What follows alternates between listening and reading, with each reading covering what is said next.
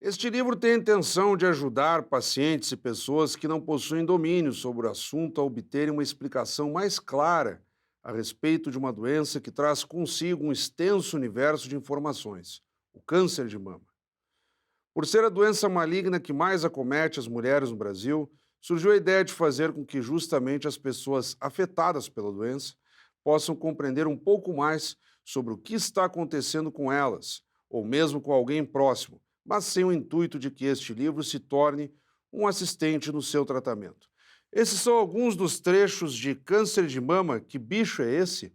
Obra recentemente lançada aqui em Caxias do Sul pelo médico e professor Fernando Vivian, que nos brinda aqui com a sua presença na primeira edição inédita, digamos assim, do Café com Letras, aqui direto do estúdio da TV Câmara Caxias, canal 16 da NET, a primeira edição de 2022, ao mesmo tempo que reiteramos os votos de um ótimo ano a quem nos acompanha. Médico Fernando, uma honra tê-lo conosco aqui. Muito obrigado, um prazer. Eu agradeço muito o convite, acho que é uma oportunidade de a gente falar mais sobre isso, né? A ideia do livro era essa, é trazer uma informação num texto desconstruindo aquela linguagem técnica pesada, e ele não é um romance sobre câncer de mama, mas também não é um livro técnico, né? É uma forma de que as pessoas possam se inteirar um pouco, como você leu aí, né? O câncer de mama é a doença maligna que mais acomete as mulheres, tirando esses tumores de pele aí que não sejam melanoma, mas ele ocupa esse espaço e também, infelizmente, ele lidera aí os índices de mortalidade no Brasil e no mundo inteiro. Então, a ideia foi essa, de trazer uma coisa mais leve sobre um assunto que, infelizmente, é pesado. Nós temos uma apresentação aqui assinada pelo conhecidíssimo filósofo Gilmar Marcílio, e aí tu começas o teu relato já dizendo, não estamos tratando aqui de um romance. O livro também não é um almanaque, tipo assim, só enumeração de tipos, sintomas, diagnósticos, medicamentos. Então nós temos aqui quase que um inventário informativo, mas também há um lado um pouco mais humano, no sentido de entender o lado do paciente, aspectos motivacionais, mas também não é um livro de autoajuda. Do ponto de vista de gênero, tu arriscarias fazer uma classificação de que tipo de livro estamos falando? Ele não deixa de ser um livro, de certa forma, técnico, porque quando ele foi construído, ele vem separado em capítulos que falam dessas situações. O que é o câncer, de onde vem a palavra câncer, o que é uma quimioterapia, o que é radioterapia, o que é a imunoterapia, que é um tratamento que é mais recente, mais atual, quais são os medicamentos que fazem cair cabelo, quais são as alternativas para o cabelo não cair. Então, ele não deixa de ser um livro, de certa forma, técnico. Não é aquele livro que eu deixo para os meus alunos na faculdade, Claro, né? não é aquela densidade toda, né? Não, não, Digamos que não. leigos como eu, um jornalista, que não sou médico, evidentemente, conseguir ler e entender perfeitamente o que Você estava vai entender descrito ali. muito mais sobre o câncer de mama de uma forma mais simples. Mais palatável, né? O Gilmar foi também, eu digo que esse livro todo foi construído com coincidências, né? E quem, como eu, não acredita só nas coincidências e nos cruzamentos aí do universo, um dia eu estava sentado com ele num jantar e eu disse, Gilmar, eu escrevi um livro, eu não sei nem por que caminho ir, né? E aí a gente foi conversando, foi me dando umas orientações e depois eu pedi a ele que fizesse o prefácio. Ele também ficou, vou fazer um prefácio de um livro técnico. Eu disse, não, calma, não é um livro sobre câncer de mama e eu não quero que tenha essa cara. Justamente ele é um filósofo, é um cara que escreve, que publica muito. Já né? veio várias vezes aqui, inclusive. Então, já conhecem ele, né? Uma pessoa leve, o prefácio dele ficou incrível, né? As ilustrações também do Sérgio Lopes, que também é professor da universidade, é um artista local com projeção internacional. A nossa equipe vai mostrar no decorrer do programa, mas cada sessão, digamos assim, do livro, ele tem uma ilustração, né? Ele fez uma gravura original, uma ilustração original para cada capítulo, né? Então isso também ficou muito bacana porque traz, como a gente está falando, né? Mais leveza no livro, não é um livro que você fica com ele duro na sua mão, assim, de ficar falando sobre o câncer. É um livro bem tranquilo e fácil de ler. Eu lembro que a falecida vereadora e ex-presidente saudosa aqui da casa, Geni Petef, ela teve um projeto que chamou atenção para conscientização, combate ao câncer de mama, depois isso foi sendo trabalhado, até alterações de datas e por aí afora.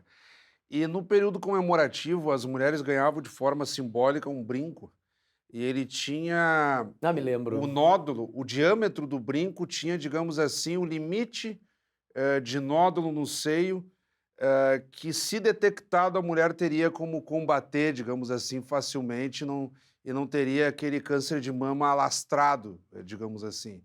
Depois se perdeu um pouco esse conceito do brinco, mas eu gostaria com essa provocação, com essa alegoria, lembrando da querida vereadora Geni, começar a entrar nesses pontos de onde que se dá o diagnóstico, aquele mecanismo clássico que todo mundo sabe que a mulher tem que fazer o autoexame, se tocar no seio, ver se percebe algum nódulo ou não, enfim, tinha essa ideia do brinco e tal. E eu acho que aí nós entramos já no principal foco do livro, que sempre que se fala em câncer de mama, principalmente, é muito mais a prevenção do que necessariamente o combate depois que se alastrou, né. É. Ah, a gente não consegue prevenir um câncer, né? A gente não consegue evitar que ele venha. Existem mecanismos, né? A gente sabe que comportamentos saudáveis vão ajudar. Então, não fumar, as pessoas, mas o que que o cigarro tem a ver com câncer de mama? Ele tem a ver com vários outros tipos de tumores, né? Como, por exemplo, o cigarro tem a ver com câncer de bexiga. As pessoas não associam isso, mas o câncer de bexiga também está fortemente ligado ao cigarro, não só o câncer de pulmão. Mas eu lembro, porque já era servidor na época, e era o brinco e também tinha um conjunto com um colar, né? Exato. Então as contas do colar, as bolinhas, elas iam aumentando de tamanho, né? Inclusive era no mesmo tom, acho que da capa do livro, era Nós estamos lilás. falando aí de 2011, 12 por aí. É, faz bastante Faz um tempo bom tempo, né. e isso remetia a essa ideia, que a gente sabe que os tumores, quanto mais cedo são diagnosticados, mais fáceis de tratar e os índices de cura são maiores, né. Então a gente reforça sempre a mamografia, né. O autoexame hoje ele tem um papel muito maior de que as mulheres tenham consciência do próprio corpo, né. Os americanos inventaram uma expressão que se refere a isso, que é o autoconhecimento, né, o breast awareness, é para que a mulher conheça a sua mama. O autoexame que eu usei. E que ela reconheça a sua mama com as suas modificações, né? Porque o que realmente impacta no diagnóstico é a mamografia, né? Então, a mamografia tem condições de diagnosticar tumores ainda menores do que aqueles que são palpáveis, porque quando ele já é palpável, geralmente ele já tem mais de 1 centímetro, né? Então, quanto maior o tumor, claro, uma massa celular maior, a gente já tem chance de que essas células já tenham se disseminado e implantado em axila ou até em outros órgãos, né? Que é o que a gente tenta evitar, porque aí a gente já começa a ter um pouco mais de trabalho e mais dificuldade para conseguir o sucesso da cura do câncer, né?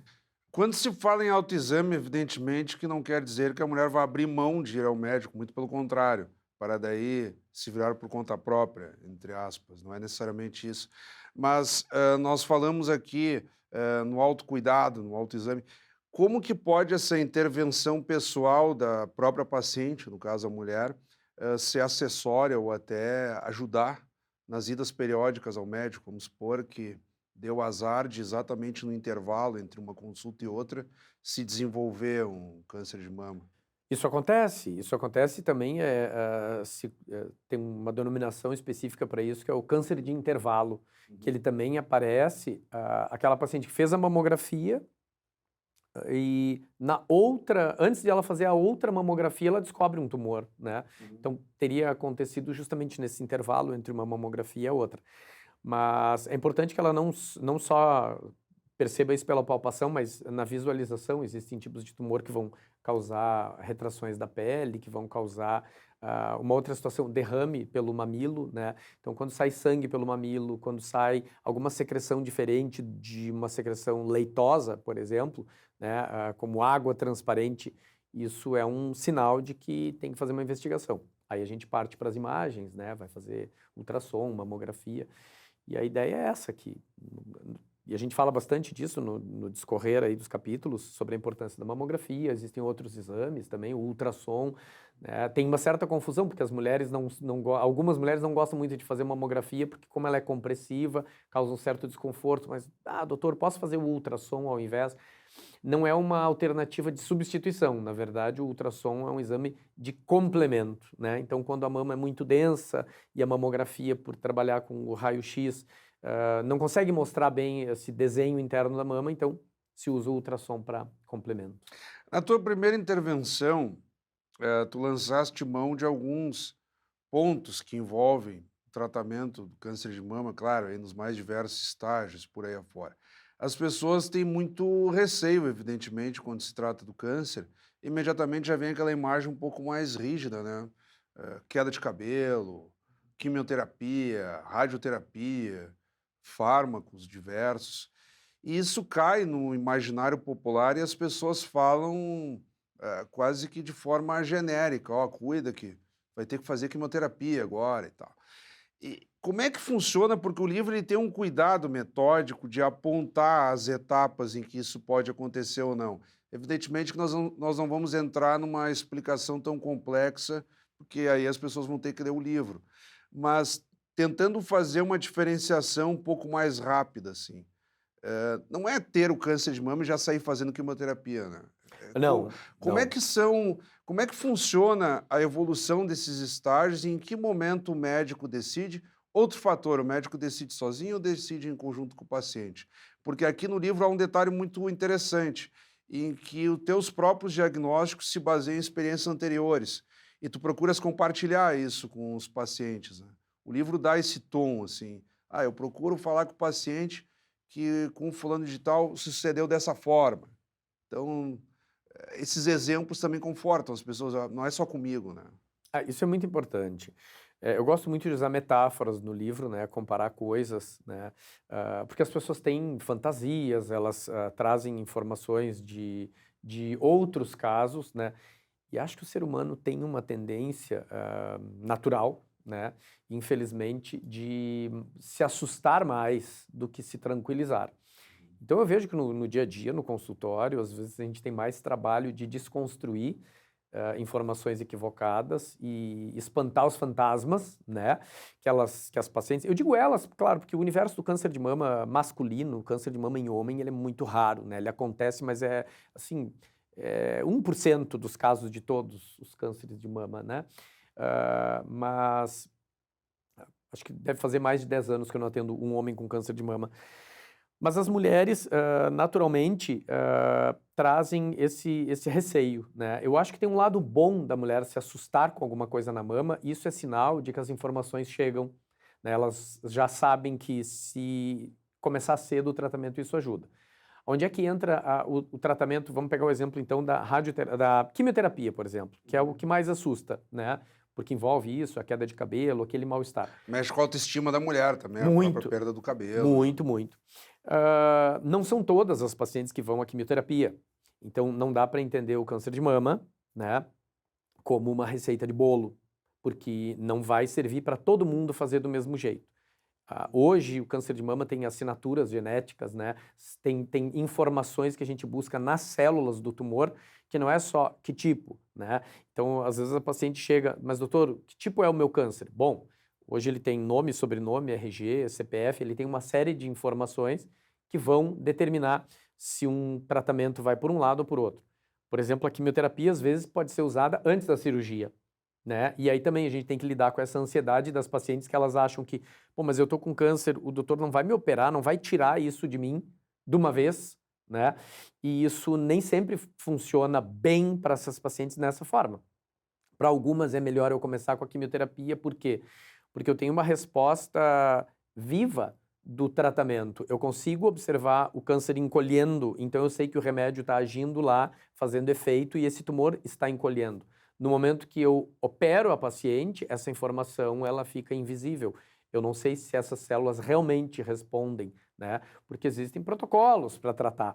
Mas isso também tem a ver com o prognóstico. Tumores que respondem bem a essa quimioterapia antes da cirurgia demonstram que essas pacientes vão ter uma cura muito mais garantida do que as outras. E a rádio, por exemplo, a rádio ela já é feita para que as pacientes evitem do câncer voltar no mesmo lugar, porque hoje, felizmente, a gente tem operado pacientes com tumores pequenos, né? E quanto menores os tumores, menos agressiva é a cirurgia. Então, doutor, eu vou perder toda a minha mama. Não, calma, né? Hoje, felizmente, a maioria das mulheres faz uma cirurgia chamada conservadora, que a gente explica o que que é, e elas não precisam tirar a mama inteira, né? Então, quando eu não tiro toda a mama, quase que obrigatoriamente é necessário fazer radioterapia, que é nada mais do que uma energia que é colocado, né, jogado em cima da mama, para essas células residuais não voltarem a se multiplicar. Então, é tudo muito artesanal. Hoje em dia, o tratamento do câncer é muito, muito, muito individualizado. Bem, professor, como nós sempre fizemos aqui no Café com Letras, nós vamos dar uma pausa aqui na abordagem de câncer de mama, que bicho é esse? Obra aqui do médico e professor Fernando Vivier, e de imediato vamos chamar as dicas do autor. Roda a vinheta aí.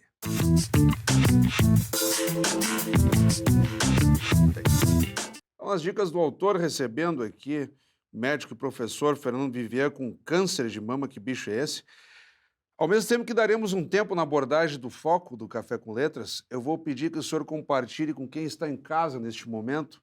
Dicas de leitura podem ser clássicos, autores desconhecidos, algo que o senhor entenda que quem está em casa precisa correr atrás e ler também. As dicas estão com o senhor. Bom, eu não poderia me furtar de recomendar os textos, as crônicas e as coletâneas já publicadas pelo meu amigo e autor Gilmar Marcílio. São textos sempre muito leves, muito contemporâneos, eu gosto muito de acompanhar. Ele tem várias obras publicadas com essas coletâneas, que eu recomendo muito.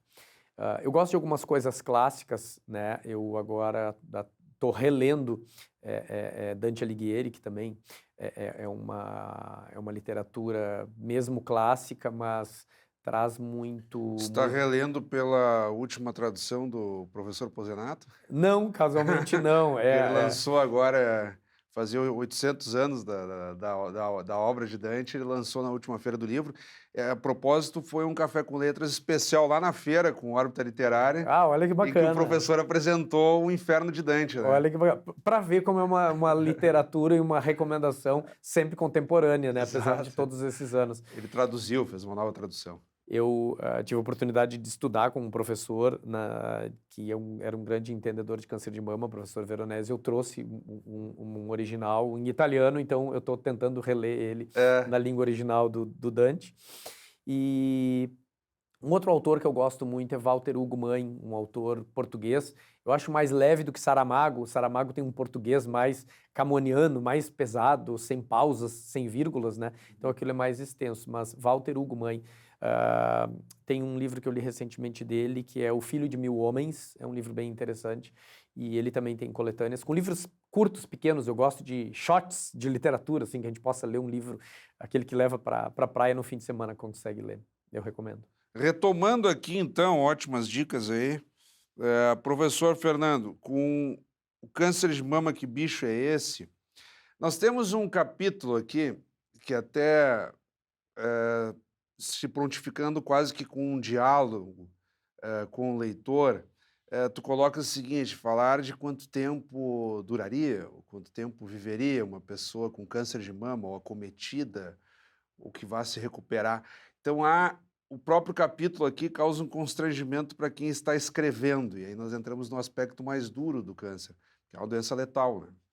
Então, quando o senhor fala que os pacientes se preocupam muito, evidentemente, né? Porque ninguém está preparado para ser informado acerca de um diagnóstico de câncer de mama em si mesmo, né? Então, no caso das mulheres que são acometidas por isso, deve ser muito duro. Como lidar com essa possibilidade da expectativa de vida? Às vezes a pessoa é desenganada, se recupera e reincide, e o livro trata dessas nuances todas. Como lidar com isso na medida em que o médico precisa ser humano nesse tratamento com o paciente, mas ele não pode enganá-lo, né? A gente tem, eu digo, a gente, nós, os médicos, especialmente quem lida com câncer de mama, nós temos Dados estatísticos, né? Isso que eu tento deixar claro no livro. A gente, quando fala com estatística, a gente trabalha com médias, né? Então, um grupo de pessoas, um grupo de mulheres que tem aquelas mesmas características, com um tumor mais ou menos com o mesmo tamanho quando foi descoberto, com o mesmo perfil molecular, com o mesmo comportamento dos seus genes de multiplicação, tem uma média de sobrevivência de tantos anos ou tantos meses. E eu deixo isso bem claro, as médias elas têm extremos também. Então a gente tem pessoas que vão viver muito mais, pessoas que infelizmente vão viver muito menos, e a média ela só faz esse agrupamento. Hoje o tratamento do câncer tem avançado muito e a gente já não tem mais falado tanto na letalidade. A gente Pode tem alcançar falado a cura. Exatamente. A gente tem falado em controle. Por quanto tempo a paciente está controlando a doença? Eu, por exemplo, eu tenho uma doença crônica, degenerativa, né? Eu tenho uma doença reumática, né? E ela tem controle. Eu vou viver sempre com ela. Eu não vou morrer dela, mas ela vai me incomodar sempre na minha vida, né? Então, ela tem controle. E isso tem picos de piora, tem picos de melhora e a gente aprende a conviver. Hoje, a gente conversa muito abertamente com os pacientes com câncer e explica isso. Olha, você está num estágio que a gente já não consegue tirar todo o teu câncer, mas a gente vai conseguir que você conviva com ele com muita qualidade. Com muita qualidade, não aquelas cenas catastróficas, né, como a gente acompanhava. Hoje a gente nem faz mais essa perspectiva. Eu não trabalho com datas e com tempo de sobrevivência, porque, como você colocou muito bem, isso é muito heterogêneo. E cada paciente vai responder de uma forma, cada organismo tem uma resposta, né? E não seria nem justo dizer para a pessoa, olha, em números isso é o que acontece, né? E eu digo ali que é o capítulo mais curto e mais breve, porque não tem muito o que dizer. É uma avaliação completamente individual e dizer, olha, hoje nós temos isso para fazer por você, isso aqui é o que vamos fazer para tentar segurar a multiplicação do teu câncer, porque são as famosas metástases, esse é o problema, né? Quando o câncer ele já tem esses filhotes, então o tumor primário é na mama, mas Começa a se alastrar, né? ele se alastrou. O câncer de mama, por exemplo, ele gosta de uma predisposição especial, suas células vão para ossos, vão para o pulmão, vão para o fígado, né? Então, se eu tenho uma grande massa tumoral no fígado, esse fígado já não começa a funcionar tão bem. Então, não é o problema inicial da mama, né? Mas é de um órgão que sim, é muito vital, né? Mas isso as medicações hoje controlam já com muito mais qualidade do que antigamente. Falando em medicação, a seção final do livro é dedicada a listar alguns medicamentos, fármacos, com breves características de composição, para que serve, por aí afora. Os brasileiros, de modo geral, muitas vezes acabam tendo essa farmacinha em casa, aspirina, medicamento para dor de cabeça, enfim. Ou fez um tratamento, sobrou uma caixa e deixa ali, recomenda para alguém. Como cuidar para que, ao informar sobre as características dos medicamentos, não se estimule uma automedicação? Não quero dizer que o livro esteja fazendo isso, mas qual é o limite entre esclarecer e deixar claro para as pessoas, olha, isso aqui é só para você ficar sabendo, mas na dúvida procure seu médico, quem vai prescrever é o médico, não é para sair comprando, digamos assim. Não, até porque esse capítulo final, ele, né, como ele se intitula, assim, traduzindo o vocabulário médico, ele vem para falar de várias expressões que são muito técnicas e são de pouco conhecimento do público leigo, né? Então, uma coisa que a paciente com câncer de mama vai ouvir muito, a imunohistoquímica, né, que é um exame feito das células tumorais. Ela vai ouvir muitos médicos falando do resultado da imunohistoquímica. Então, ali a gente explica o que é a imunohistoquímica e por que esse exame demora para ser feito e por que às Claro. vezes demora para chegar. Nomes de remédios que ela vai ouvir. Bom, esta aqui usa anastrozol, esta usa tamoxifeno. E as duas têm um tumor hormônio dependente. Por que são diferentes, né? Então, a gente usa isso para traduzir, que quando elas escutem essas palavras, elas não se assustem. Ah, não, então tá aqui a explicação. Digamos, não é um palavrão. Não, exatamente, é a melhor tradução. Não é um palavrão. Nós temos aí pouco mais de 1 minuto, 2 para o encerramento aqui, professor Fernando. E eu queria, nesse fechamento, algum recado que o senhor queira dar, que não tenhamos abordado aqui, ampliando uma última ideia, digamos assim. e até explorar um pouco mais o próprio aspecto editorial da obra. Nós falamos lá no início das ilustrações que dão pano de fundo para a abertura de cada sessão ou capítulo, como queiram. O livro tem uma edição bastante caprichada nesse sentido aqui. E temos aqui uma. A capa também é provocativa. Aqui ela tem Um beija-flor. um traço da mulher, um pássaro ali e tal. Então, a capa também dialoga com uma perspectiva de esperança. Gostaria que daqui a pouco, nesse fechamento, a menos que o senhor queira tratar de algum outro ponto, mas que nós dedicássemos assim a uma ideia de fechar com aspectos da edição própria do livro. Assim. Claro. Bom, eu tive um grande apoio, né, de pessoas fantásticas aí. Foi o primeiro livro publicado pela editora Desdobra, é uma editora daqui de Caxias do Sul, né, uma parceria do Marcos Mantovani com o Guilherme da Livraria do Arco da Velha. Então, eu acho que isso também, quando eu comecei a entrevista, a gente falando dessas constituições, né, do universo para tudo funcionar. E um dia eu entrei no Arco da Velha e conversando com ele disse, não, eu estou montando uma editora. E foi casualmente o primeiro livro que eles lançaram. A gente teve esse cuidado com o desenho da capa. Ele é nada mais do que uma releitura de uma das obras do Sérgio Lopes, né? Uma das ilustrações tem esse desenho. E ao invés de desenhar aquele clássico caranguejo ou alguma coisa atacando a mama da mulher, a gente tem o desenho aí de um beija-flor, né? Que de leve ele toca na mama dela. Então faz também uma menção a algo que não deve ser pesado, né? Que às vezes a gente pode não receber assim o melhor E é possível sair dessa, né? Exatamente, exatamente. Então acho que foi uma construção de vários caxienses de um livro que está atingindo aí. E as ilustrações dos capítulos, para fechar aqui, qual foi o critério de escolha? Totalmente do artista, né? O Sérgio Lopes, eu só expliquei, olha, é um livro sobre câncer de mama, e ele, com toda a sua criatividade, também fugiu dessa...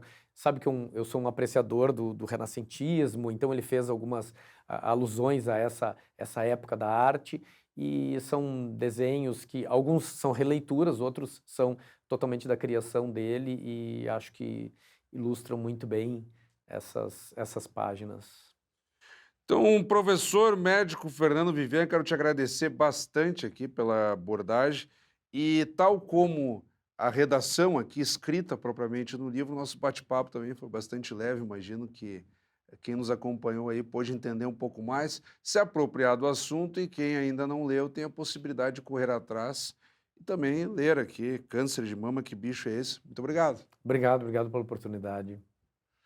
Acabamos de conversar então com o médico e professor Fernando Vivian, ele que nos brindou aqui com Câncer de Mama, Que Bicho é Esse? Obra recentemente lançada e pauta do Café com Letras desta semana.